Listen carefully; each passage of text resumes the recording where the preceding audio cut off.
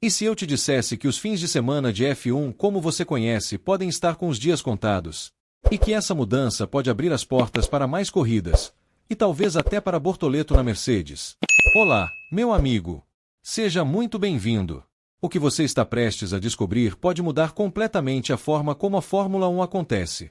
E acredite, isso vai impactar diretamente o futuro de Gabriel Bortoleto. Fica comigo até o final porque essa história tem reviravoltas que você não pode perder. Deixa o like agora e se inscreve no canal para ficar por dentro de tudo sobre a Fórmula 1. Aperta o sininho porque o conteúdo que vem por aí é a proposta explosiva, F1 em apenas 2 dias. James Vowles, o chefe cerebral da Williams, acabou de jogar uma bomba no paddock. E não é qualquer bomba. É daquelas que faz todo mundo parar, olhar e pensar, peraí, isso pode funcionar mesmo.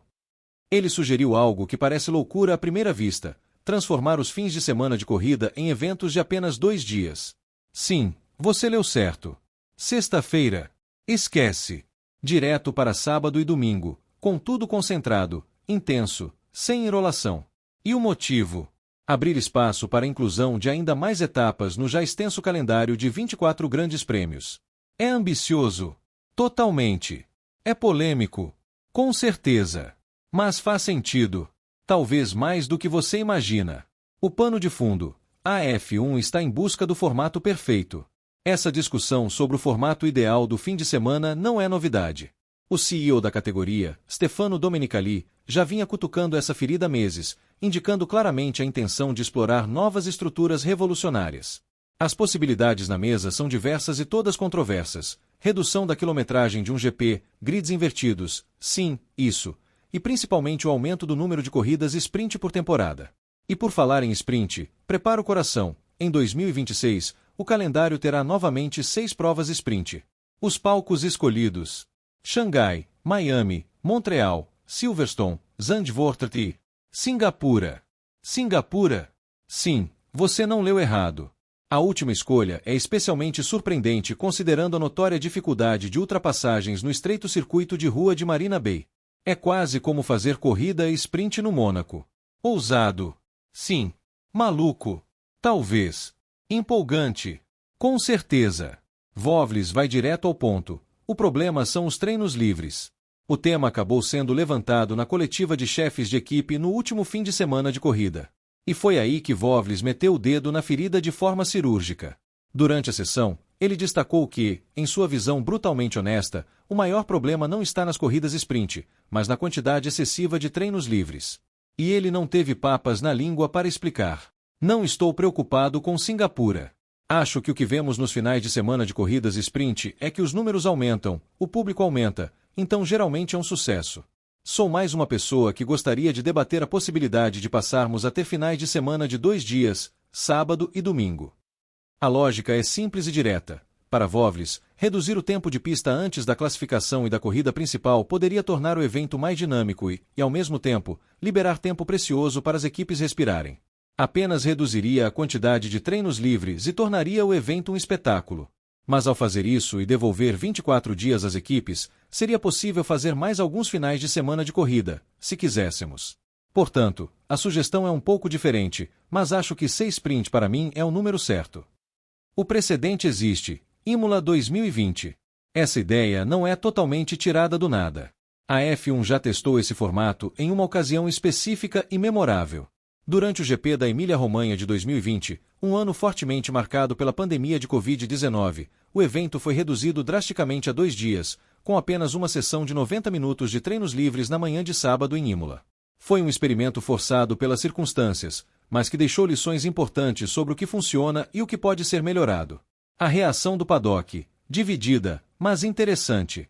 Embora os demais chefes de equipe não tenham aprofundado especificamente a proposta de Vowles durante a coletiva, eles aproveitaram para compartilhar suas próprias opiniões sobre o formato sprint e sobre a polêmica escolha de Singapura como um dos palcos do calendário de 2026.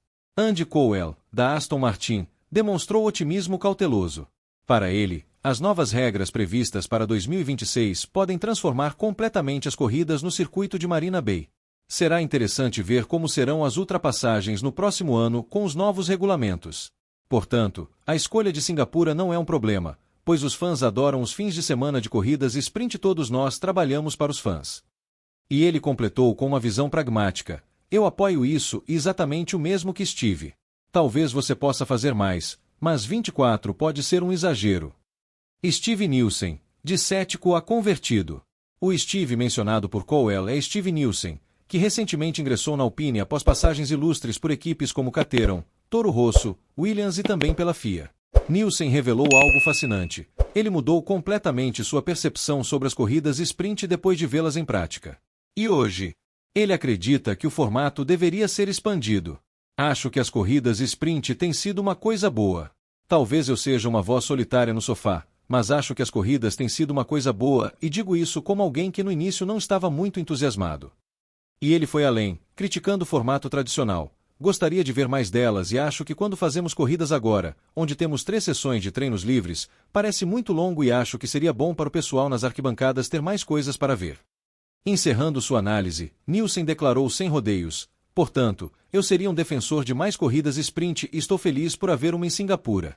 Acho que 6 é um número ideal.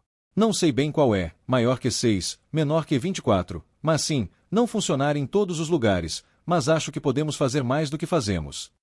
Mercedes define o futuro, Russell e Antonelli em 2026. Mas calma que a notícia não para por aí. Toto Wolff, o chefe implacável da Mercedes, deixou bem claro durante o fim de semana do GP de Singapura que a equipe já definiu sua dupla de pilotos para 2026. George Russell e Andrea Kimi Antonelli seguirão firmes no time das flechas de prata. Embora o anúncio oficial ainda não tenha sido feito formalmente, a confirmação veio em meio a rumores fortíssimos sobre um possível interesse da Mercedes em ninguém menos que Max Verstappen da Red Bull. Rumores que o austríaco tratou de esfriar rapidamente. Antonelli, a grande aposta da Mercedes. Antonelli, de apenas 19 anos, tem vivido uma temporada de estreia repleta de altos e baixos, mas vem mostrando uma evolução notável nas últimas corridas. Wolff destacou o progresso do jovem italiano em entrevista ao Sportbild. Ele está fazendo um ótimo trabalho e atendendo às nossas expectativas. Ele teve algumas corridas muito boas, como seu 3º lugar no Canadá, mas em algumas cometeu erros devido à inexperiência. Essa é a natureza de uma temporada de novato. Sobre George Russell, que ainda não teve seu contrato renovado oficialmente, Wolff também demonstrou plena e absoluta confiança. O britânico vencedor em Singapura vem consolidando uma fase impressionante de consistência e maturidade dentro da equipe. George mostrou a todos do que é capaz nesta temporada e quase não cometeu erros. Ele está tendo um ano muito satisfatório. Temos total confiança nele para 2026 e além. O elefante na sala, Max Verstappen. Mas o ponto que mais gerou burburinho na entrevista foi a menção direta a Max Verstappen. Após meses de especulações intensas e de um suposto flerte entre as partes, Wolff foi direto ao ponto, deixando cristalino que, apesar da admiração profunda pelo tricampeão, a Mercedes não pretende contratá-lo neste momento. Max é um piloto excepcional e tenho certeza de que ele agregaria grande valor a qualquer equipe. No entanto, estamos muito felizes com nossos pilotos no momento. Verstappen não está em nossos planos. Nunca se pode descartar completamente nada na Fórmula 1, mas não precisamos dele no momento.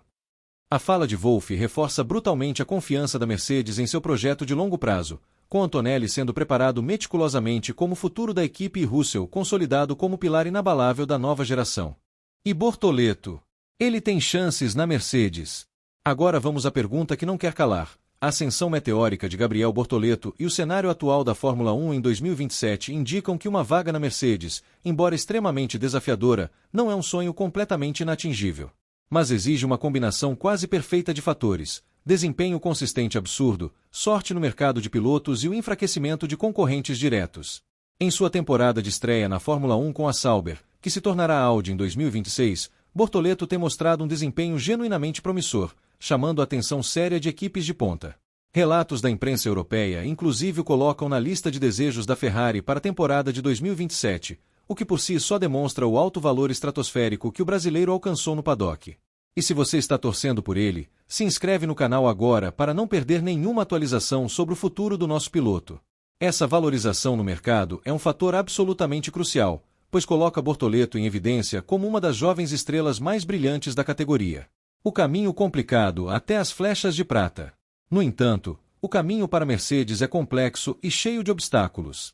A equipe alemã já possui George Russell, claramente um piloto de longo prazo, e investiu pesadamente em Andrea Kimi Antonelli, promovido diretamente para o lugar sagrado de Lewis Hamilton em 2025.